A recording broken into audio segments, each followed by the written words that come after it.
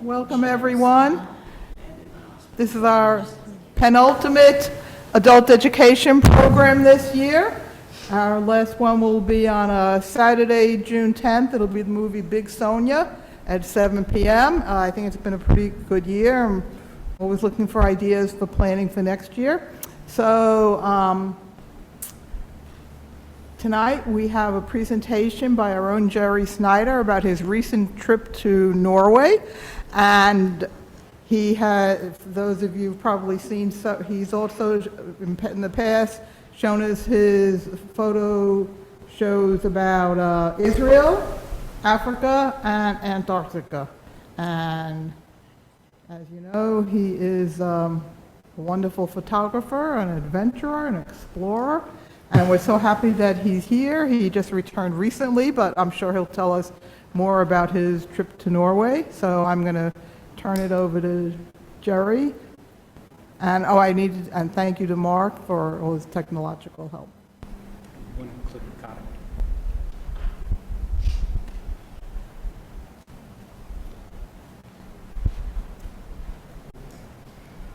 Well, thank you everyone for coming out on this primary election day. I took a trip to Svalbard, Norway, and on this trip, it was a trip for photographers only. There were 12 photographers, and it was a sail on a ship. We were on a ship for 8 days, a little more than 8 days, and we were searching the fjords of Svalbard for wildlife and landscape and things like that. Now, if you know my style of photography, if people ask me, what do you photograph? I like to say I photograph shapes, patterns, textures, and colors. That's what I see. And I can find those just about anywhere. And if you have beautiful landscapes and wildlife, that's even better. So the boat that we were on was called the RV Kinfish. It's registered in Norway. It's a research vessel. RV stands for research vessel. And it used to be a research vessel to collect intelligence. Today its research is in sounding the fjords, getting sounding information, sending it to a central location, similar to what the electric vehicles do, the Teslas do. They send information back to the mothership, about where the difficult spots are and so on. So it goes into the database. Well, that's what the ship is doing. I signed up. The organizer for this trip was called Magnum Excursions. Magnum Excursions is run co-led by a fellow named Buddy Eliezer, that is Eliezer, and Don Schrodinger. Now, I know Buddy because he's run many trips to Africa. I was on one trip to Africa, I don't know what year that was, 2017, thank you. And he's made about 70 trips to Africa. He's getting a little tired, maybe bored with Africa. So he's branching out into the Arctic. And he said, I've got this, he knew that I was in Antarctica. He said, Jerry, you might be interested in this. I'm going to the Arctic. I said, why not? Cap it on both sides of the globe. So I said, sure, sign me up. And our son, Dan, is a photographer as well. I knew he would enjoy it, so I invited him to join me on that. Now he's watching us on Zoom. And thank you. The ship has 6 guest cabins, can hold 2 guests each, so 12 guests, 10, a crew of 10, including a captain, a first mate, and a private chef. We had a chef named Flaco, Spanish fellow who used to own some restaurants in some region of Spain, I forget. And he prepared some wonderful dishes for us each evening. He was quite a character. So what is Svalbard, and where is it? Well, I'll tell you.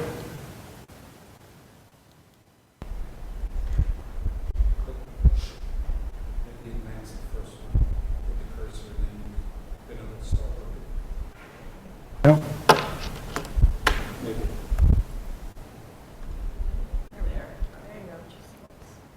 there we go.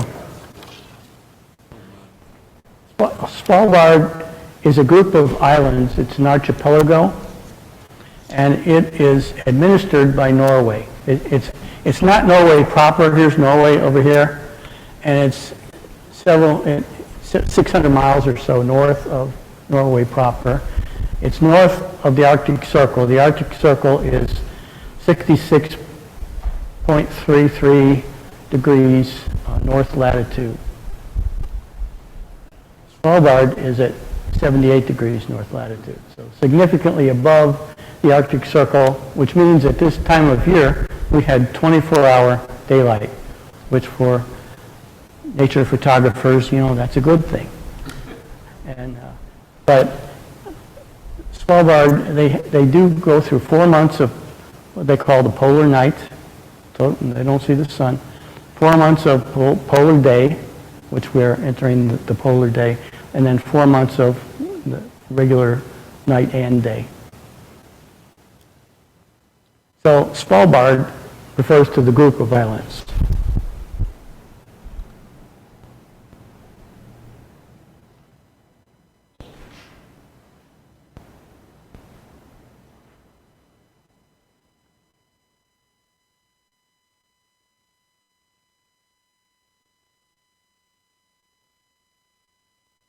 Oh, come on. All right.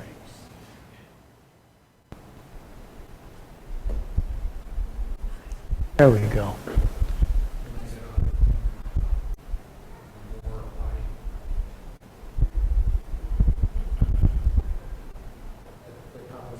That's right, more high.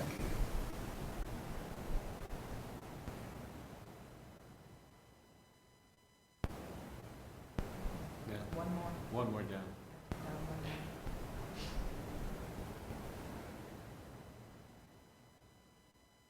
High floating, yeah. Floating, okay. Thank you. This is Svalbard, all the islands that it includes, and the largest island is called Spitsbergen. And the largest settlement within Spitsbergen is called Longyearbyen. Longyearbyen. Now, Longyearbyen was settled in the early 1900s by John Longyear, an American, and he formed the Arctic Coal Company. Coal mining was the major industry in Spitsbergen and Svalbard also. And so it was a coal mining area. What else about it? Spitsbergen is not a very hospitable place. It's covered in permafrost and glaciers. 60% coverage is glaciers. And what land they do have is permafrost.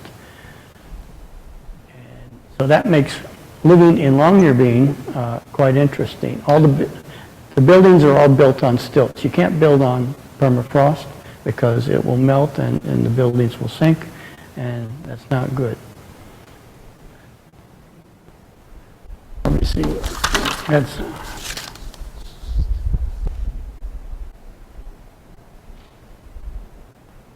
a few facts about Longyearbyen. Oh, I keep doing that.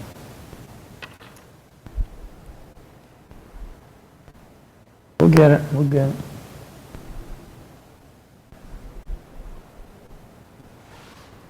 Usually, if you use your cursor to advance it to the next one, then you should be able to use the clicker for the rest. Not advancing. Hold on. Not advancing.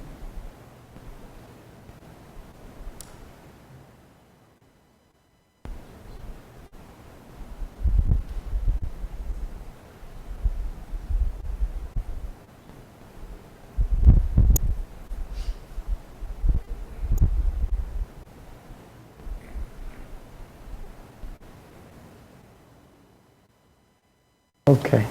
You see these signs all over Svalbard. And in Norwegian, what this means is everywhere around Svalbard. Polar bears are everywhere around Svalbard. Longyearbyen is the largest settlement, 2,200 people approximately. There are 3,000 polar bears in Svalbard. They're outnumbered by polar bears. And they're quite protected. That being said, if you leave the settlement of Longyearbyen, you're required to have a high-powered rifle. You're required to have things like flare guns to protect yourself, just for your protection. They have, like these emergency alert texts or apps on your phone. They have one for polar bears. When a polar bear wanders into town, people will know where it is. Polar bears are a big deal. It's a stable population. They have not been affected, the population numbers have not been affected by climate change. However, there is some evidence, which you'll see later, that climate change has affected the polar bears' prey behavior. They've adapted, and they have different prey now than they used to. Certain prey behaviors are now observed that weren't observed before.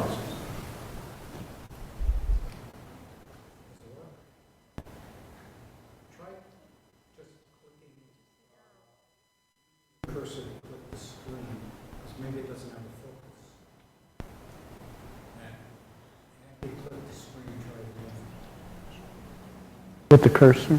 You got to point at the computer. Oh. I mean, this is... Where did you put the dongle there? That's weird.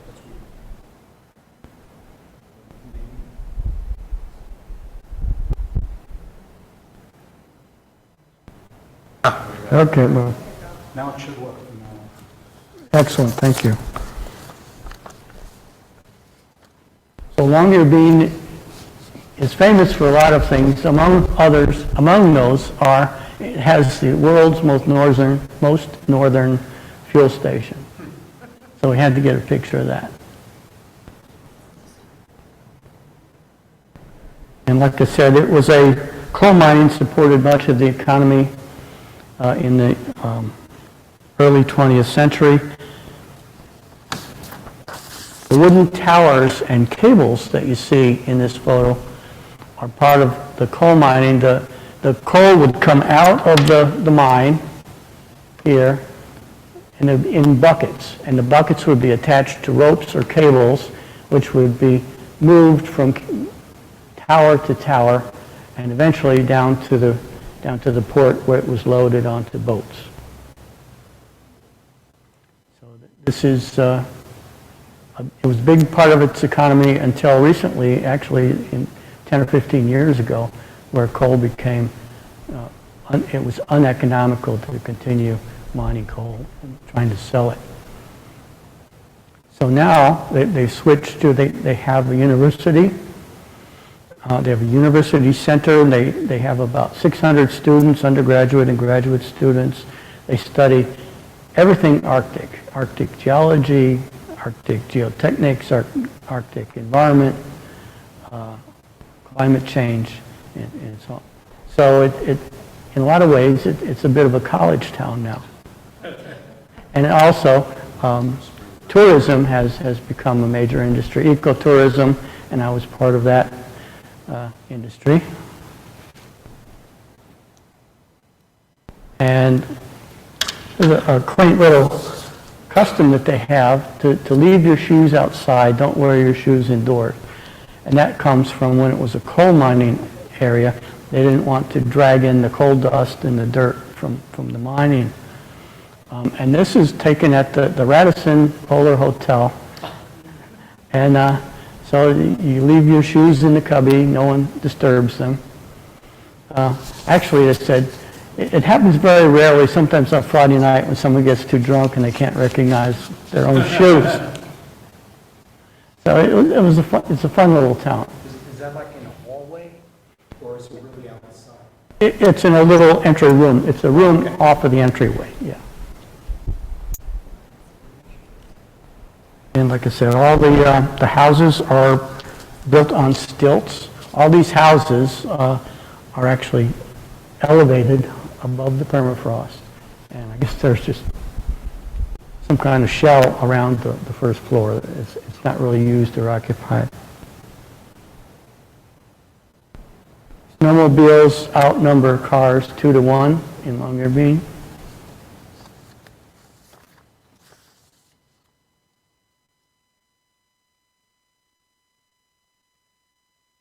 Avalanche fences to protect the houses from avalanche. Notice all the snowmobiles parked. And this is UNIS, the university. On this side of the building, this is the university, and on this side there's called the Svalbard Museum. They have a very nice museum about the history of Svalbard, and both the economic as well as the political, the different governmental organizations that had ruling Svalbard. Right now, Svalbard is part of the Svalbard Treaty, and there are about 42 signatory countries to the Svalbard Treaty, and those countries maintain a presence in Svalbard in order to stay on the treaty. Japan, South America, you have Argentina, of course Russia. Russia's a big presence here in Svalbard. Do the students stay at the university in the Arctic nighttime? Yes, they do. Yeah. And I've asked about what is that like? What is it like? And it's been described almost universally as peaceful. Everything slows down, very peaceful time. The ships can't get in the wintertime, in the polar night. Everything's blocked with ice. So how do you get food to the people? Well, they're subsidized airline flights, and they bring in plane loads of food. And you can actually get fresher vegetables during the night, the polar night, than you can during the day, polar day. So no one suffers during the polar night. They get used to it. And in the polar day, the hotels and all the buildings have darkening curtains, very effective curtains. So one time I got up in the middle of the night, looked outside, it was blinding. But it makes it interesting. Jerry, we were just there recently. What were temperatures like? The temperature, well, it ranged, I'm glad you asked, from minus 0.4 degrees F, and one day it got 30 to 34 degrees F. But that was just for one day. Most of the time it was below freezing, yeah. And this is the time of year when the sun comes out. Well, it's early spring, yeah, and in fact, when we left on the boat, the dock was just chocked with ice, and we had to push our way through. When we came back, the water was open, so it had melted in that amount of time.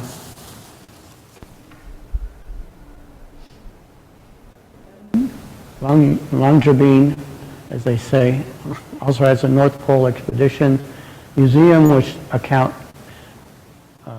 has accounts of the different exploration efforts to locate and reach the North Pole and to do some exploration there. And there's a Zeppelin there, because one of the attempts was in a Zeppelin. They flew a Zeppelin 700 miles over the north to get to the North Pole. And this is the rope yard, or the ropeway hub, where the conveyors from several mines meet at this location, and then they're sent down to the waterfront to the ships to get loaded. But this is the one iconic vision now of icon for Longyearbyen. This is the main commercial street in Longyearbyen. That statue there, that's a statue of a miner. They pay homage to their mining past. And it's holding a ring with birds on it, probably canaries, to go in the coal mine. on Dan on Main Street. Some nice cottages right along the edge of the fjord. Well, you know, would be a beautiful place to live, I'm sure. And so Dan and I arrived 2 days early. We had 2 days on our own before we had to embark on the boat. So we decided on the 19th of April to go on a snowmobile ride, a 70-kilometer ride, 35 out and 35 back. And they supplied the helmets, suits, gloves, pants, and everything that you needed. How do you operate a camera in that? Well, you take your gloves off. Yeah, very briefly. Our group at one of the stopovers, beautiful landscape. And then at the very end of at the far end of the 35-mile run, we stopped at this overlooking the fjord. A few images of the view from that overlook.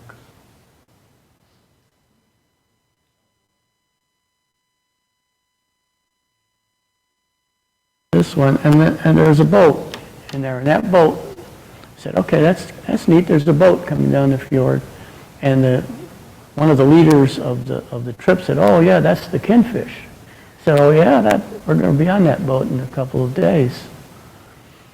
So we got to see our boat with the previous group that was taking around. And this, on the way back, you know, just this dramatic scene. They stopped specifically to watch this. The weather was changing, you know, the whole time during the whole trip. You know, it was sunny, it was blowing snow, it was, you know, everything, dark clouds. What they wanted us to see was this big mound of ice, and that's a phenomenon where it's a spring. It's at the base of a mountain. The groundwater was flowing down, and then when it reached the bottom, just like a spring, it wants to come up to the surface. In this case, you've got permafrost, but some water made its way through the permafrost and formed this ice mound. It's so that's the feature they wanted to show us. And what looks like maybe steam is on the side of the ice, that's actually snow just being blown. I thought it made a nice image. Okay. So the 20th of April, the next day after the snowmobile ride, we decided, well, we're going to go on a dog sled ride. This was an all-day dog sled ride, like 7-8 hours. And this is where the dogs are. These are our sled dogs, and they're not what we expected. We expected huskies or Malamutes, but no, these are our dogs. And I was telling myself, I was saying, these are working dogs, you know, don't treat them like pets, you know. But you walk up, the first thing they did was like rub against your leg, and they want to be petted, you know, kind of disguising their real motive. Their real motive is to run as fast and as far as they can. They love to run, and they're strong. Oh, thank you. They eat 4,000 calories a day per dog.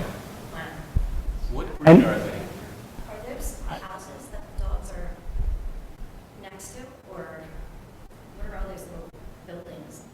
I'm sorry, I can't. What are those little buildings that the dogs? Those are their houses. That's where they sleep, yeah. So they have to jump up to get it? They have to jump up, and it's a tough life. This is their life. And they have this little open door shelter. Yeah.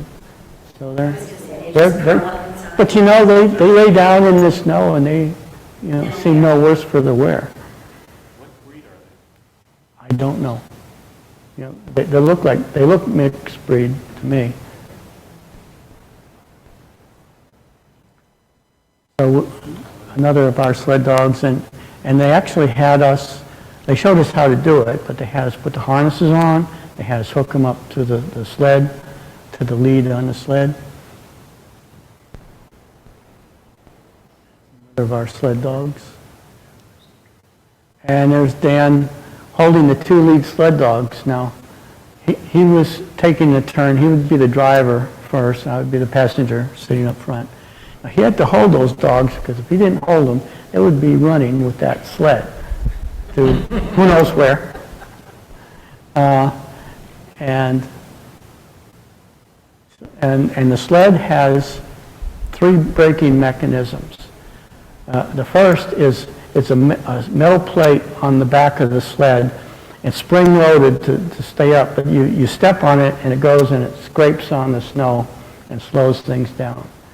What you needed to do, you needed to use that so the dogs wouldn't run into the next, the sled in front of you or whatever. And also, when you're stopped, it has a snow anchor. It's a big metal hook that you pound into the snow, and that holds it in place.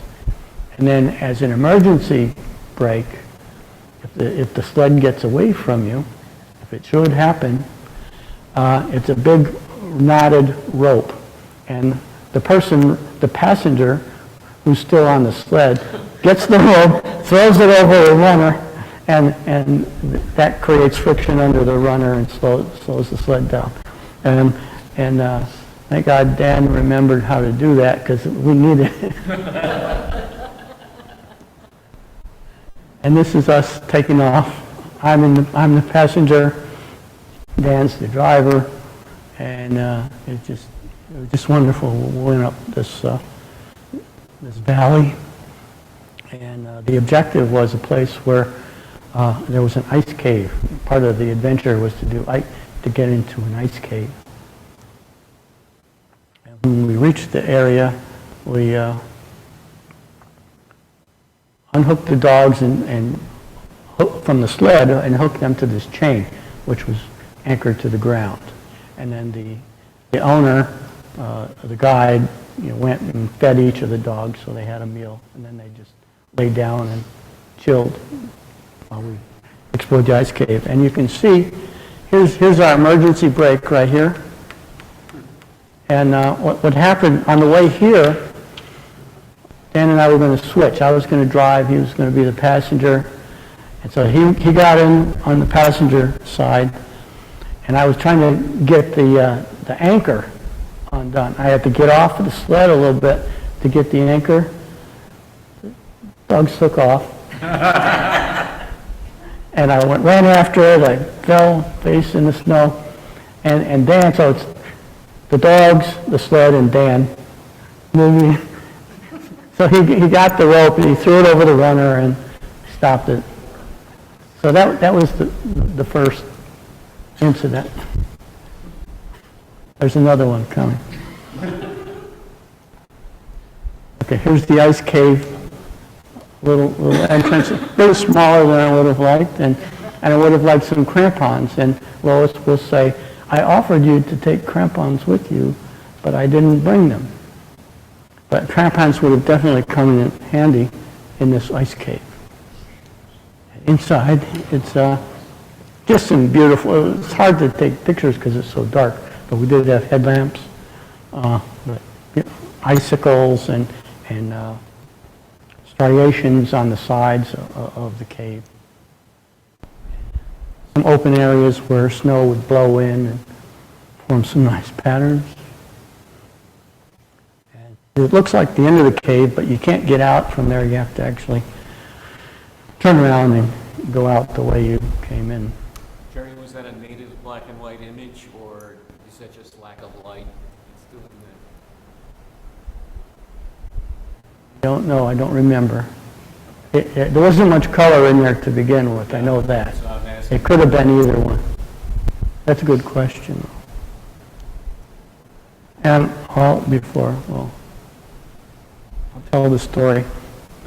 When we were hooking the dogs up to the sleds to leave the ice cave area and go back to the kennels, you saw Dan holding the two dogs. Well, I was the one holding the two lead dogs. And Dan was in the back, trying to get the snow anchor out.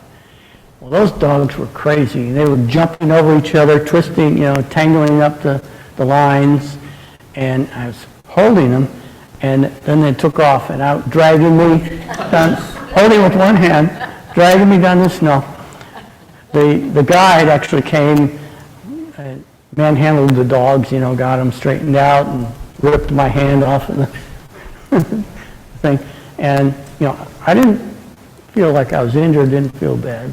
But then that evening at dinner, we were meeting the rest of our fellow travelers at a restaurant. My left wrist started aching, and it got worse and worse throughout the meal. And to the point where I knew I was not going to be able to hold the lens with my left hand. I couldn't even take a sock off. It hurt that bad. So we called the local hospital, which is the Longyear Bean Sick House. It's a hospital. And they said, well, I think wrapping it in a bandage and cold pack would help. And if you come in, it was after hours, but if you come in, we'll give you a wrap. And I went in, and he wrapped in, and he gave me a cold pack as well. So that night, I had a cold pack, and just to stabilize it did feel better. I still didn't know if I'd be able to finish the trip. But the next day, I had an appointment to see the doctor at the hospital. And he checked, he said, no, he checked the fingers, no, nothing's broken. He said, you're lucky, I see about one of these a week from sled dogs. So when they come up and sidle up to you and want to be petted, just beware. They have another side to them. Okay, and then on the 21st of April, we embarked on our ship, which is the Kingfish. It's a beautiful ship, 101 feet long. It said 12 passengers, 10 crew, including Chef Flacco, who was greatly appreciated. And this is what the fjord looked like, the dock looked like when we left. We had to push our way through ice. And this is the big picture. This is our trip, the log of where we went on the fjord. Now we stayed, I should point out, we stayed on the western side of Svalbard because it's relatively mild weather compared to here. Down here, it's frozen solid, you can't pass. Here it's frozen solid. Above this point, 79 degrees, 46 minutes. You can't go any further because the ice will prevent a ship from going there. So this was our area for exploring.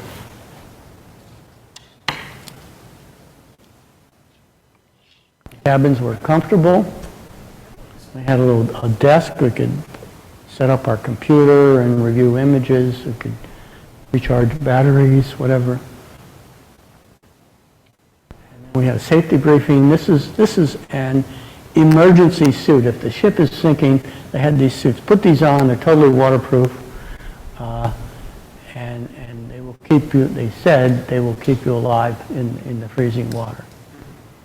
So this is a demonstration of how to don the emergency suit.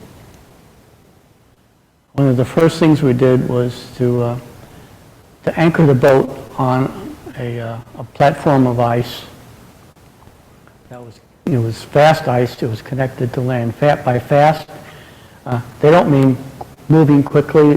They mean fast, like hold fast to the shore. It was continuous from the shore to this point. So we got to walk around and search for signs of animals and things. And so what we found, I don't know if you can see this. These are Arctic fox tracks.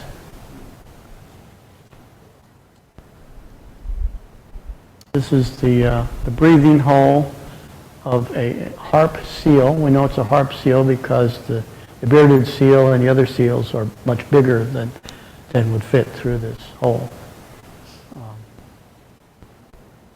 Harp seals are the cute little white ones that people used to hunt with clubs. They don't do that anymore.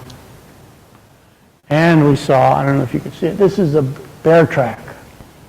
And boy, did we get excited to see bear tracks today. I mean, that was really, I mean, we say wildlife, but everybody was thinking bear, polar bear. That's what we wanted. So we went cruising along the edges of the fjords, looking for signs of animals like these tracks here clearly are reindeer. This may be a polar bear. One up here, there. But we didn't see any reindeer or polar bear at this particular location. So the next few slides are going to be just while we were waiting for the animals sightings. We had plenty of just gorgeous environment, landscapes. This is a typical landscape. And you look in one direction, it would look like this. Another direction, it would be bright and sunny. Another direction, it would be more ominous with blowing snow.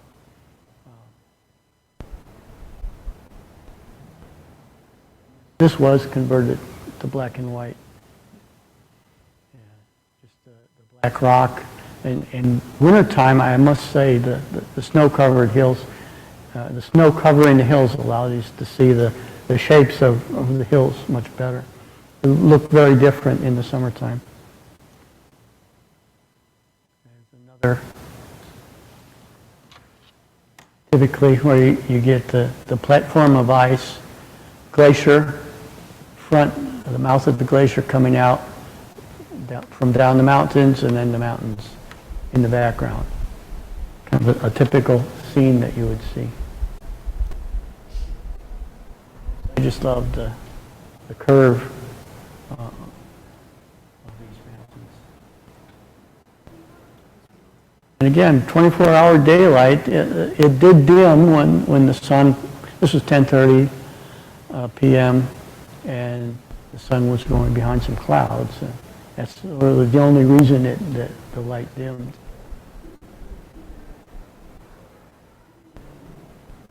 Cool.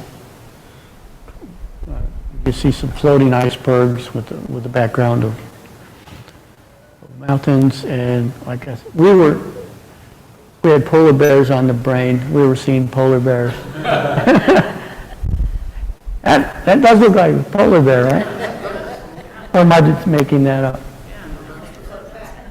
Okay, and there was certainly there's evidence of human habitation. There was an old wooden boat, which is now an historic relic. You can't touch it. You can't destroy it or do anything.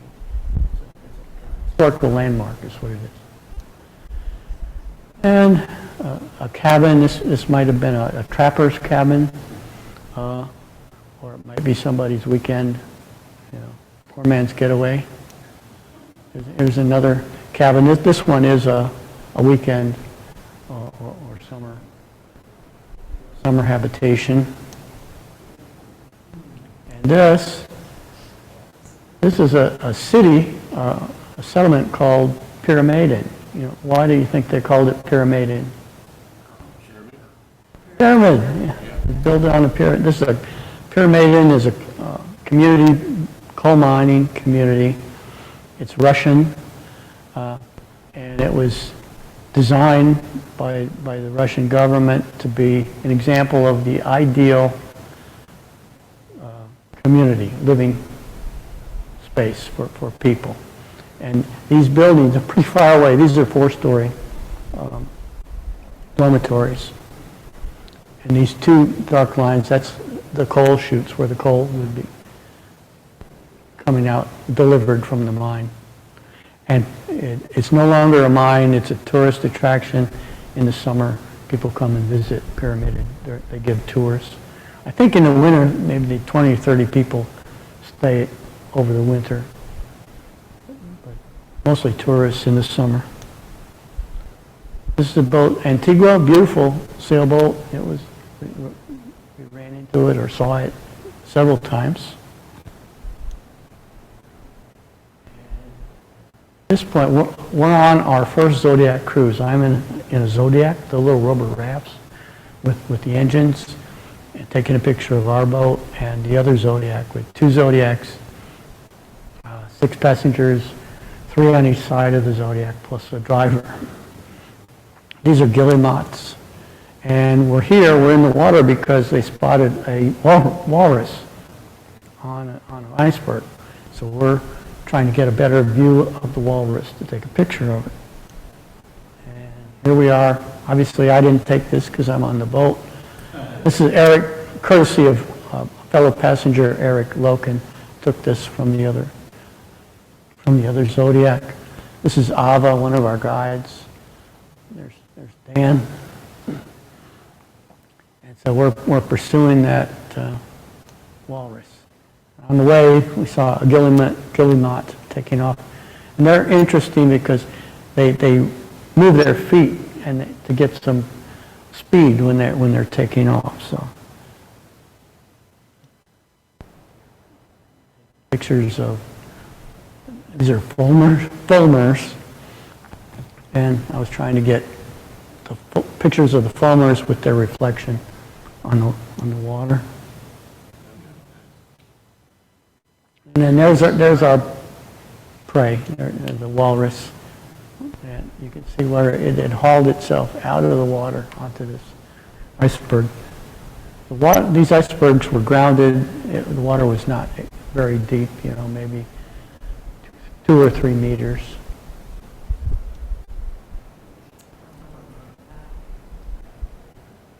And then when we got back to the boat, we spotted another walrus. This is a different walrus, slightly larger tusks, longer tusks. This is a series of walrus pictures. Another location, we saw a pair sitting on some submerged ice. Don't you just love the whiskers on these things?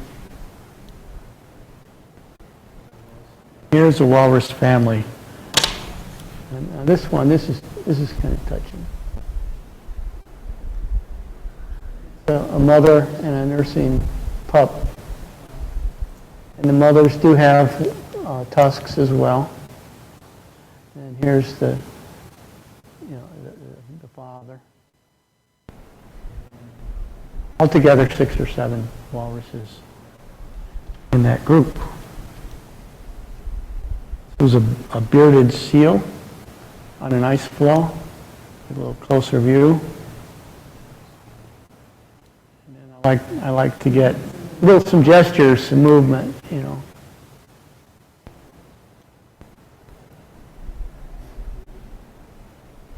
This is our first Arctic fox sighting. He was pretty far away. I don't know if it's he or she. Pretty far away and running fast. But at least we could identify it as an Arctic fox. In a different location, we saw a fox. It was not white. They said this was a blue fox. They don't turn white in the winter, but they're related to the Arctic fox. We did see reindeer. I guess they're called caribou in other places. I think that's the same thing.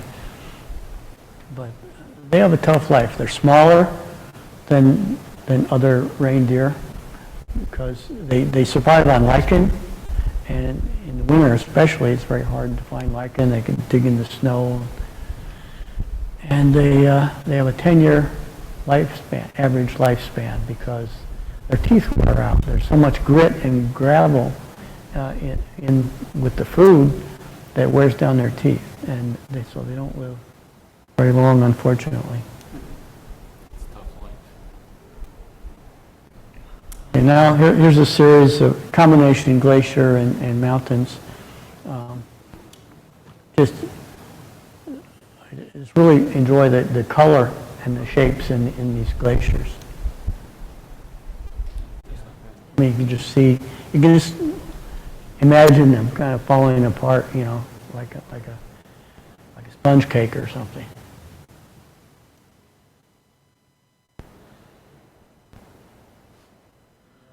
Thing I want to point out, this cloud is a stationary lenticular cloud. It doesn't move with the wind. It's formed when the moist air hits an obstruction, in this case a mountain. It goes upward and it gets cooled and it forms a cloud, ice crystals. And it just continuously forms like that. So that's why it's stationary. Lenticular, like lens-like.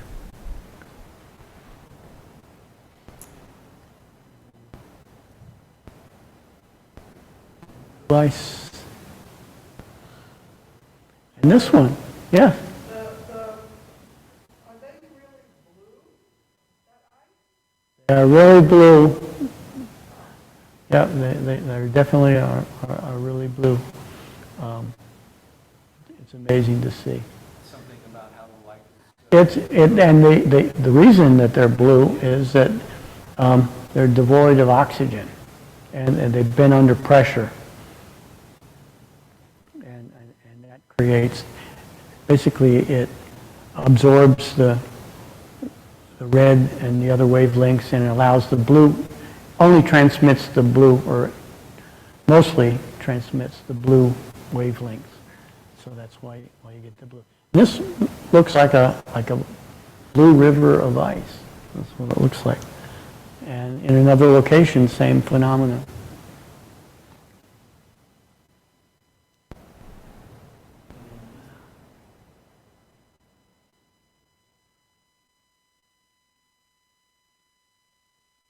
Funny, the detail, the delicate detail in that mountain. And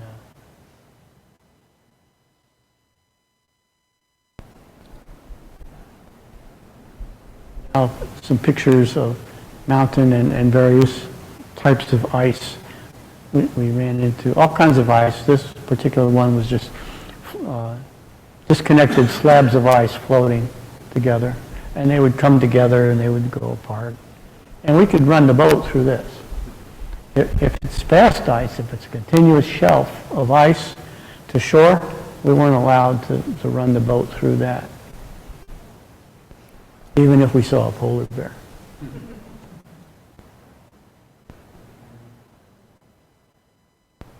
Jerry, it's hard to judge scale. How tall are those mountains?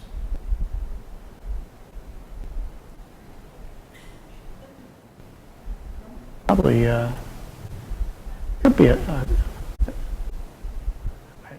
to say.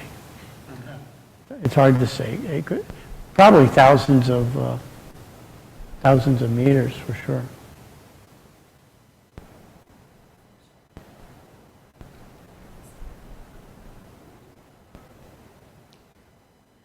And then we can go back to it, but on the initial map showing, it was color-coded, the elevations were color-coded, and they were in the thousands of meters at the high point. Again, some more lenticular clouds. I really like those because you don't see them too often around. Yeah. And they're stationary, they don't move. And people describe them as, flying saucer shape. And, they are sort of magical, though. Okay, now a series of icebergs. This iceberg is grounded, probably 2 meters of water, and it had this black streak in it. What's this black streak? And they told us this is black ice. The ice is not black. The ice is super clear, no cracks in it, no oxygen. And what you're seeing is it's showing you the dark interior of that iceberg. It's kind of, I guess it's similar to black ice on the roadway. You say, oh, we got black ice. You don't see the ice, you just see the roadway. And then some more icebergs. I was really taken with the blue-green color of when the submerged portions of the ice. You could have a field day with all the different shapes that they have. This is special. This is special. I saw this shoe-like blue ice. And the boat was moving this way. The sun's over here, so I waited until the sun was directly behind this ice. And that's the result. Looks like one of those kids' fantasy movies. I can't think of a name, but you know, like the cars would have kind of interesting designs on them. Okay, polar bears. This is next to the last day that we're on the boat. We still haven't seen a polar bear. We've seen signs. Well, we got really excited because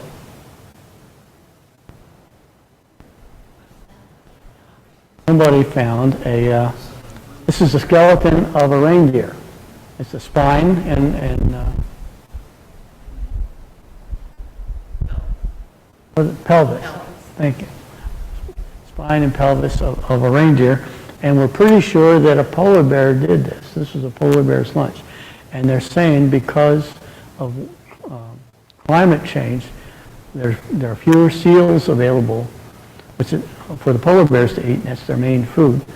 Well, rather than starve, you know, they've adapted and they've started preying on reindeer. And only recently they've documented this behavior, predation behavior, polar bears against reindeer.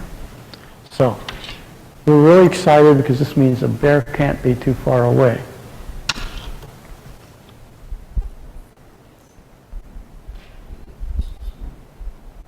And the next one, this was a few hours later, we noticed, we didn't see the bear, but we did see an Arctic fox who was eating some of the original kill that was still laying around there. So we knew, okay, we can't be too far away.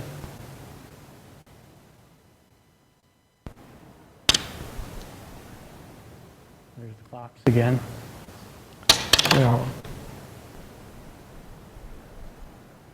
That's a piece of the original kill that the fox is eating.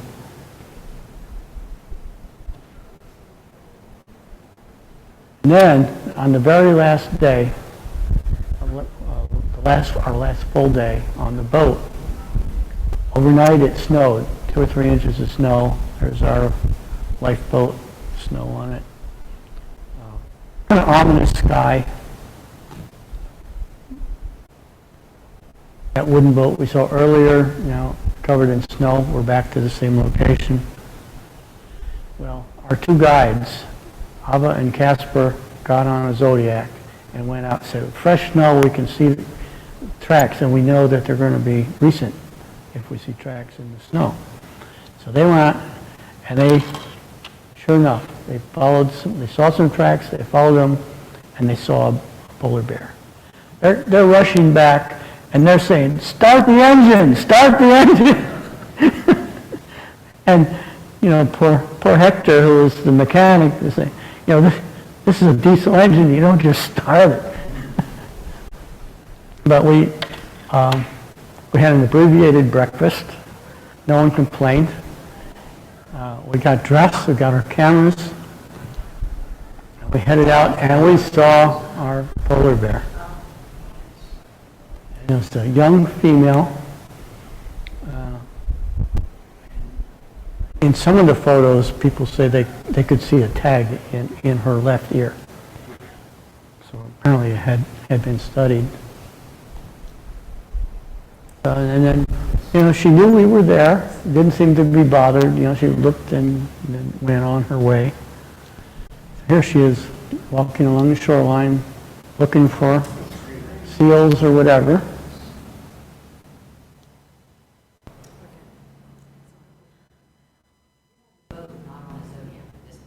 What? You're on the boat. I'm on the boat, no, not the Zodiac. Correct.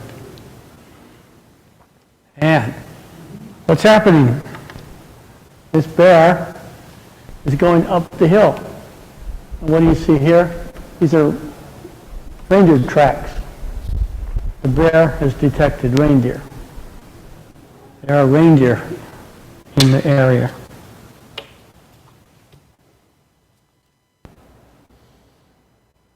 Goes up behind the big crest.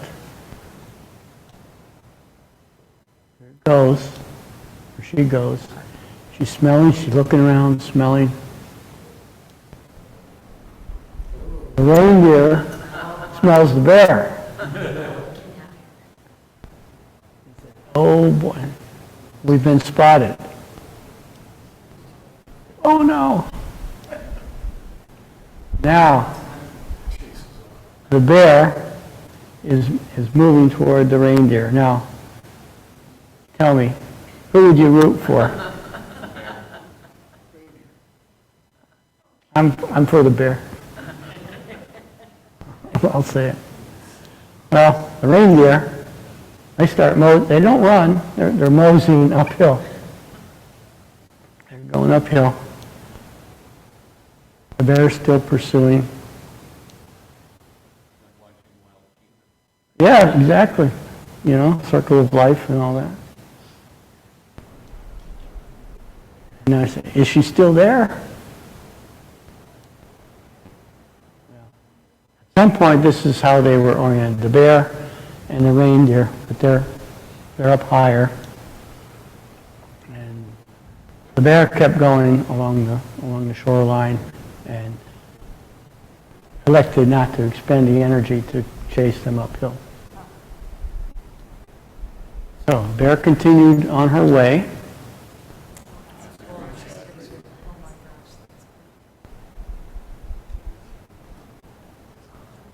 Tried to get a shot with some of the wave action there on the shore. And now, what does the bear do when they're tired? They plop down in the snow and they take a rest. She took a break for about half an hour, so we had lunch. We went to lunch. How big is the bear, like end to end?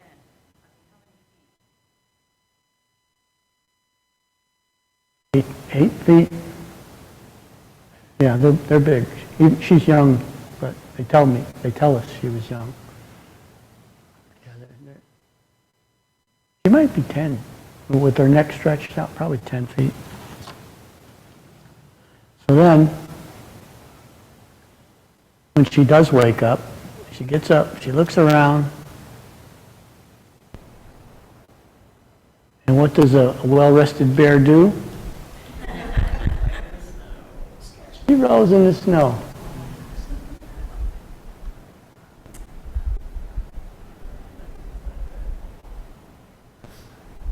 And she's on her back. Now this is a cute gesture here.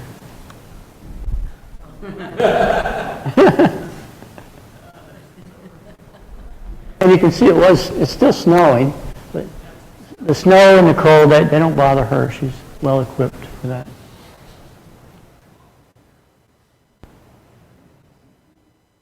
See it a little better. There she got her snout in the snow.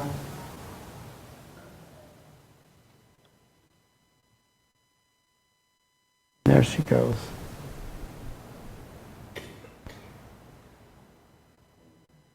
What she would do is, as she was walking along, she would grab a mouthful of snow and, I guess just like taking a sip of water to her. This image is courtesy of Jesse Stewart, one of our fellow travelers. He stayed and took pictures after we had all thought we saw it all. But we didn't see it all, and he captured her, the bear, carrying a spine and pelvis of a reindeer. It's not the same one. You can see it doesn't have the same neck end. But this is kind of an proof that this bear has successfully adapted to climate change. They say that the population of bears is stable at 3,000 in Svalbard, and they're not worried about that. They're adapting. Have they tagged all the bears? Have they what? Have they tagged all the bears? Not all of them, no. I get some, obviously, with this one. I don't know what fraction or percentage they have actually. Okay, now, as I said, I like shapes, colors, textures, patterns. So the next, a few photos of just shapes, patterns, textures, and colors, abstracts. Okay. This is what they call ice fog, where the moisture comes off the ocean and freezes, and so it becomes ice fog. You see, the wind was blowing pretty good. The wind was constant. Sometimes it was high wind, but mostly just a constant, 5 to 10 mile an hour.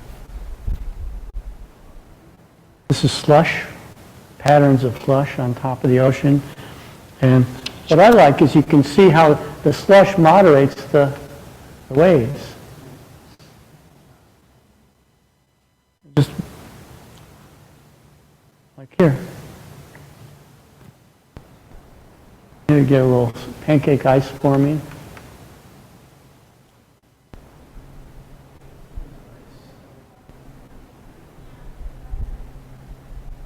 Geometric patterns, and then you add a little white ice to it, and it changes the whole look.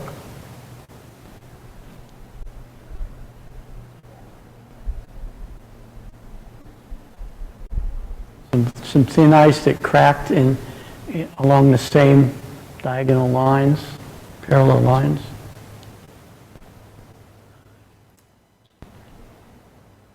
Here we've got two different frequencies, right? You got the frequency on the waves here. This is from the wake of the boat. More frequencies. This is chaos as far as I go. Anyway, getting toward the end here. This was from our second Zodiac excursion. We had a landing on Spitsbergen, part of Spitsbergen. These are our two Zodiacs. There's our well, this is Casper with the rifle. This is one of our passengers. That's probably Ava. And there's our group of happy photographers. And I have to say, it might look cold, but we're not cold. We weren't cold at all. We were dressed for it, and we were just having the time of our lives. It was really great. Now, just some summary from the trip log. Ava did a good job summarizing our trip. She wrote a trip log and sent it to everybody. So we covered 921 miles, 1,585 gallons of fuel. Coldest temperature, minus 18 C or minus 0.4 F. Warmest temperature, 2 degrees C, 35.6 F. We followed the polar bear for 6 miles, for 6 hours, in 3 separate, she took 2 breaks. 3 separate sessions. The northernmost point where we were stopped by ice, 79 degrees, 46 minutes north latitude. We were, at that point, 600 miles from the North Pole. On southern, I'm seeing the guys with the lenses there. What was the longest focal length that you used on the trip? that I used for 400. Yeah. That was some guy with a lens that cost more than I paid for the whole trip. I know. Sure. It was like this Canon. Southernmost point, 77 degrees 39. We visited 15 fjords during our trip. 15 separate fjords. And if you're interested, consumed 1.5 cases of soft drinks a day, 50 kilograms of potatoes, 1 pound, for grill night, The chef had a grill night. They had different kinds of chorizo sausage and all kinds of good sausage. We consumed about 1 pound of meat per person that night.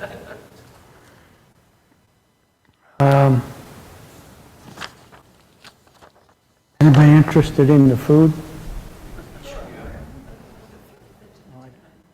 Chef Flacco, first night, chef cooked a masterful meal of delicious tornadoes, roasted potatoes, and asparagus, dessert butter-seared apples with thyme, creamy sauce, and fluffy pastries.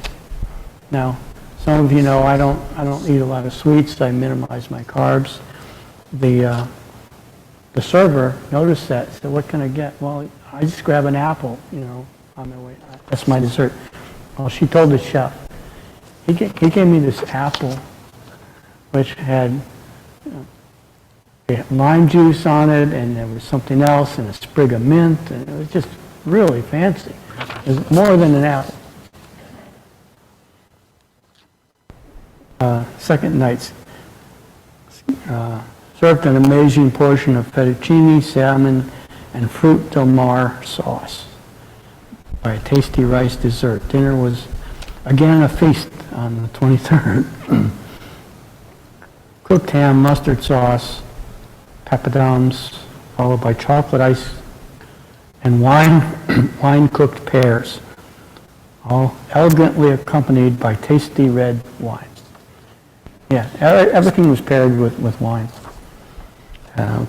Mouth-watering dish of beef on spew with Szechuan pepper and veggie sauce, followed by blueberries and apples, a bit of custard, homemade biscuit. We always had fresh bread every day, too. Dinner was tasty, canard au vin, aromatic wine.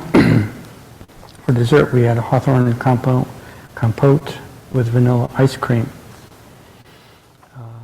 Lovely fried cod, avocado, and sauce, followed by sweet mango cheesecake and blackberries. So we weren't roughing it at all. Prepared incredible meal, grilled watermelon, peppers, tomatoes, pork, chorizo, served with scalloped potatoes and sauces. Dessert was Swedish brownie with whipped cream. And then for the captain's dinner, for starters, carpaccio with apple pieces, main course, symphony of steak with potatoes. Reindeer meat. Right. Yeah, it was flattened, tenderized, flattened, raw meat. Capsaicin sauce. Dessert was apple panna cotta, all expertly paired with delicious wines. And she says, the grand finale of our Arctic adventure was when Vince, one of our travelers, plunged into the freezing waters in his Philadelphia Eagles bikini. Snow was cascading down around him. Now, I happen to have a video.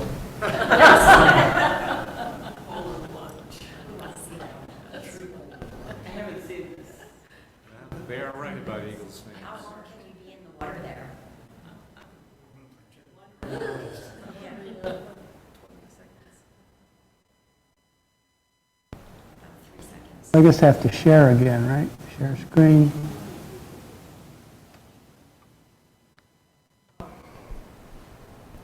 Maybe just share your screen.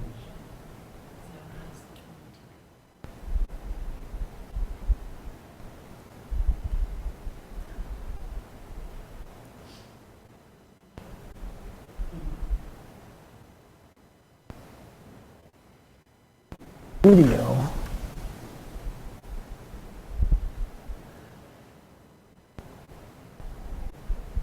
Can you help me find it? I have it on my desktop. It's a MP. Find, forget about the screen sharing, find it first. And then you can do the screen sharing.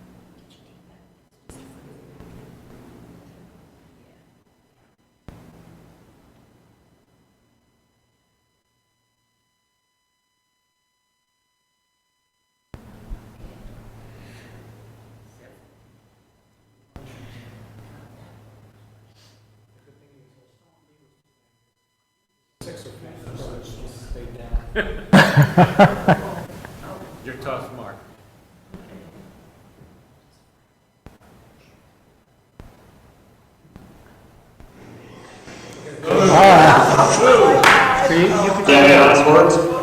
That's Vince. Why don't you stop it? Well, that is a bad idea. Oh, Man, Just do it quick. do it quick and get out. Then turn around so you can grab hold of the ladder.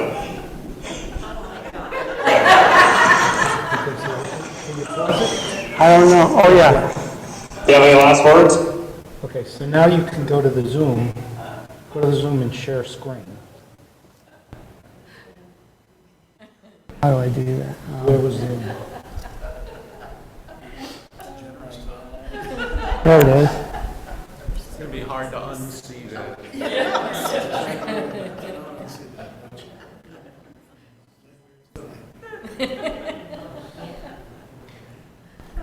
Where is the Zoom controls? Yeah, share screen. Thank you. Now just share the whole thing, but click that. Share sound. Oh, That yeah. little thing on the lower left. Good. And you just share. And now find the video and just start it.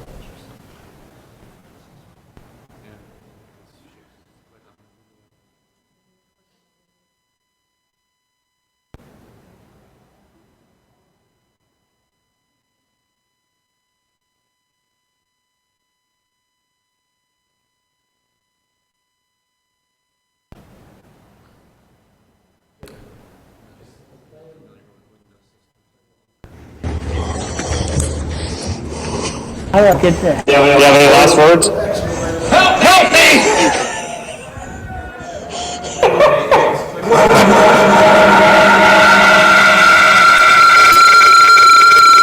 There might be some rough language.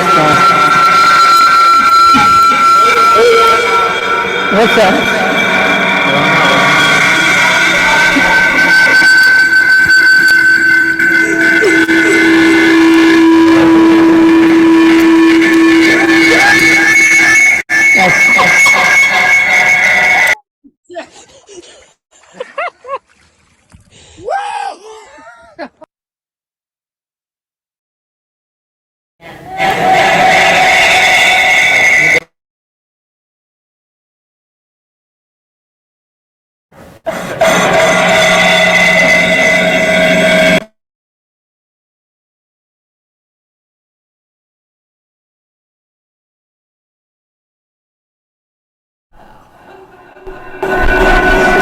No, he joined the audio, so he's got the audio on here twice. Well,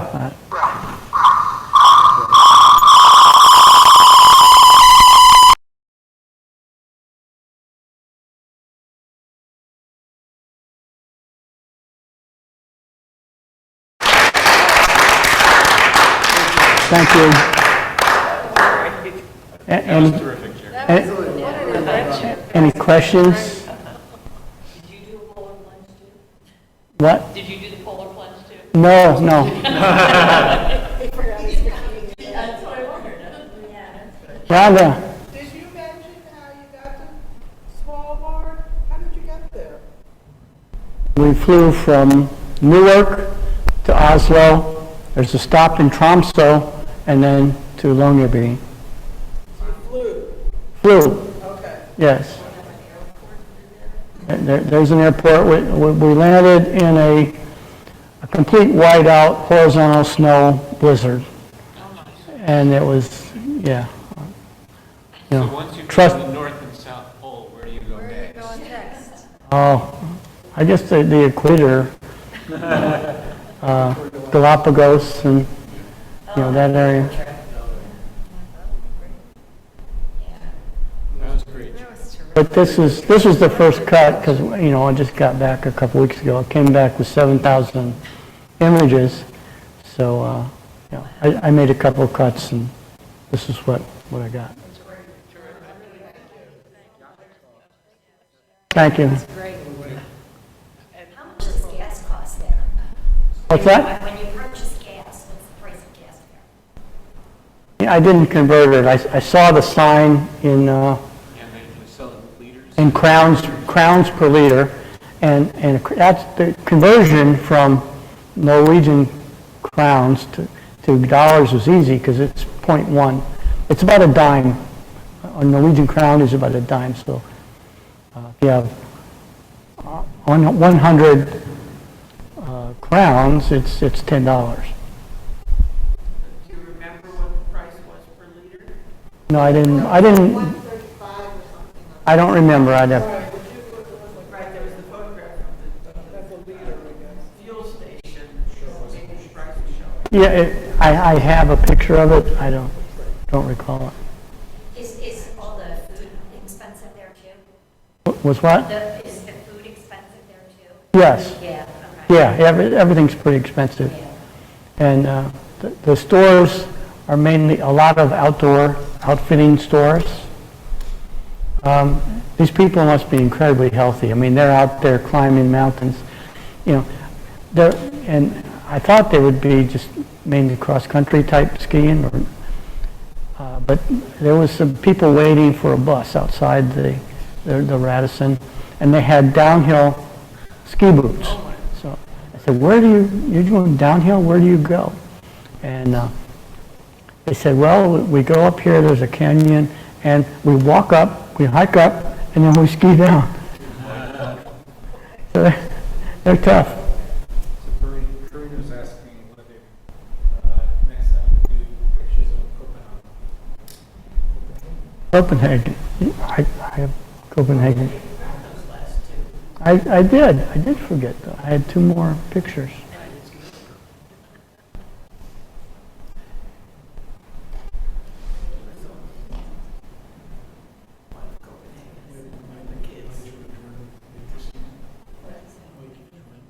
Yes, Jordan and Dan and Victoria.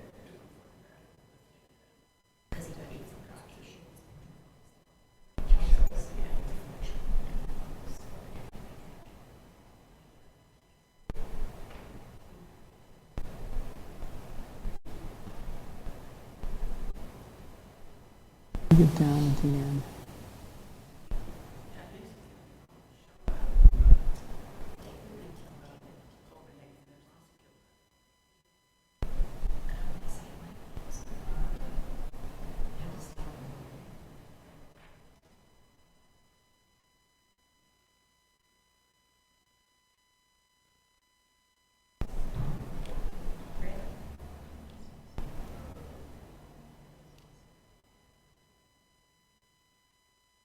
Yeah, Copenhagen.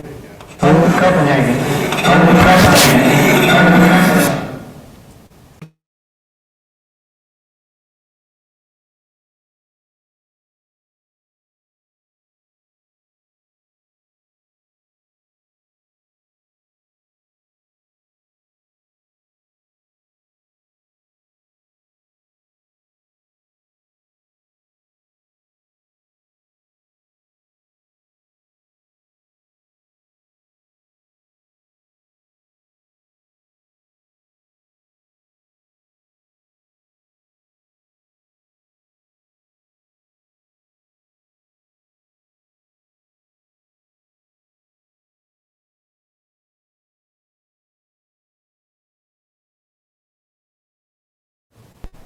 No.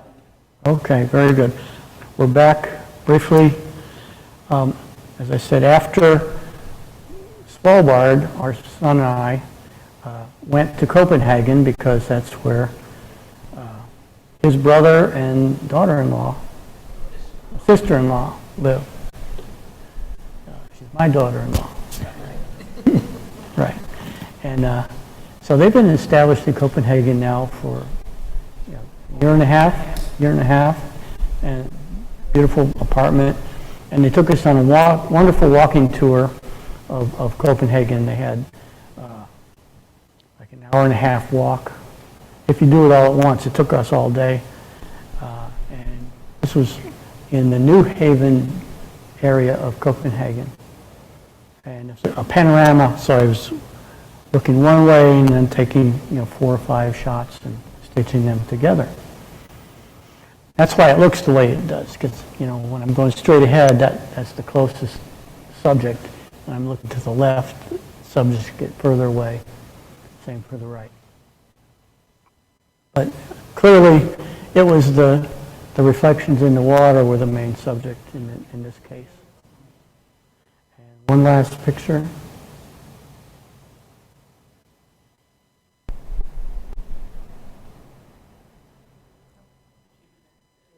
Yeah, okay.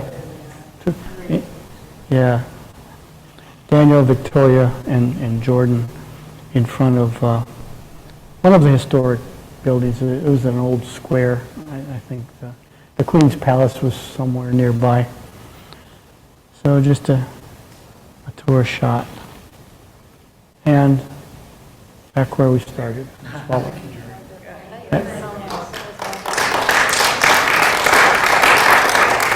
Thank you.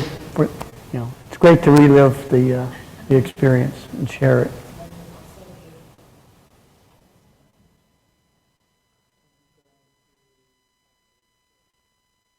Okay.